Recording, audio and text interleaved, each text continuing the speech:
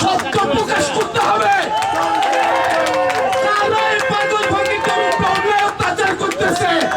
এই পাগল ফকিরদের নিয়ে আন্দোলন করায় আমার নামে বহুত জায়গা থেকে বহুত ভাবে হয়রানিমূলক চাপ প্রয়োগ করা হচ্ছে। আমি কেন পাগলদের হয়ে কথা বলি এবং কেন পাগলদের জন্য? গতকালকে সিভিলের কিছু লোক মোবাইলে আমার ভিডিও ছবি নিয়ে এসে আমাদের পাগল ফকিরদেরকে জিজ্ঞেস করতেছেন উনি কে। ওনারা যদি জিজ্ঞেস করার হতো না তো আমাকে আসতো, তাহলে ওনারা কেন গুপ্তভাবে করতেছে? তো আমি এটা জানি না। এর আগেও মানে কি বলবো, বললে চাকরি থাকে না, সত্য কথা বললে ইজ্জত থাকে না, পিঠ থাকে না, মাথা থাকে না। যে তিনজনকে অ্যারেস্ট দেখানো হয়েছে, আমরা গতকালকে যখন মাজার অফিসে আমরা একটা আলোচনা মিটিং এ গেলাম, সেখানে ম্যাজিস্ট্রেট সাহেব ছিলেন এবং ওসি সাহেব ছিলেন। ঠিক তারই পাশে অ্যারেস্টকৃত একটি ব্যক্তি ম্যাজিস্ট্রেট সাহেবের বাম পাশে বসে। লজ্জা! জানি না আজকে পরে আমার কি হবে, আমি বলতে পারতেছি না। হয়তো আমি হারাও যেতে পারি, বা অ্যারেস্টও হইতে পারি, বা আমার কোনো কিছু হইতে পারে, কিন্তু এটা বিষয় না। কিন্তু সত্য প্রকাশ করতে হবে।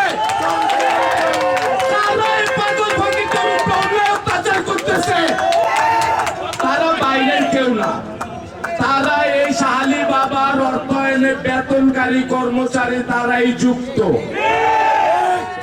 যারা শাহালি বাবার বেতন নিয়ে যারা আজকে ভুঁড়ি বড় বানিয়ে ফেলছেন, তাদের চক্রান্তে আজকে এই অবস্থা।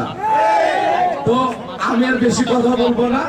ম্যাজিস্ট্রেট মহোদয় আমাদেরকে বলছে যে সামনে উরুসটা সুন্দর কিভাবে পালন করা যায় সেইভাবে দেখতে, লক্ষ্য রাখতে আমরাও চেষ্টা করব।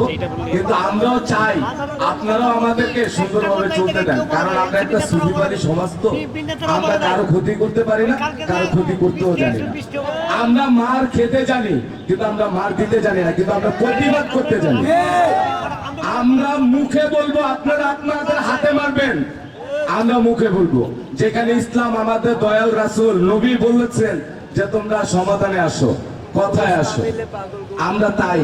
আমরা কখনো আপনাদের উপরে লাঠি চার্জেও যাবো না, কখনোইতেও যাবো না।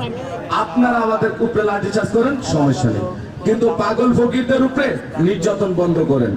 আর এটুকু বলতে চাই আপনাদের মাধ্যমে, আপনারা যারা মিডিয়ার কর্মী আসছেন, যারা আপনাদের অগোচরে কিছু মিডিয়া যারা ইউটিউবার, তারা মানে তিলকে তাল বানানো তাদের ধর্ম।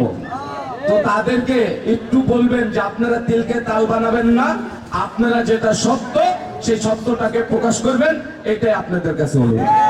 আপনারা আপনাদের ঈমান বিক্রি করে ফেললেন না, সামান্য কিছু টাকায় আপনাদের ঈমান বিক্রি করেন না, এটা আপনাদের কাছে অনুরোধ।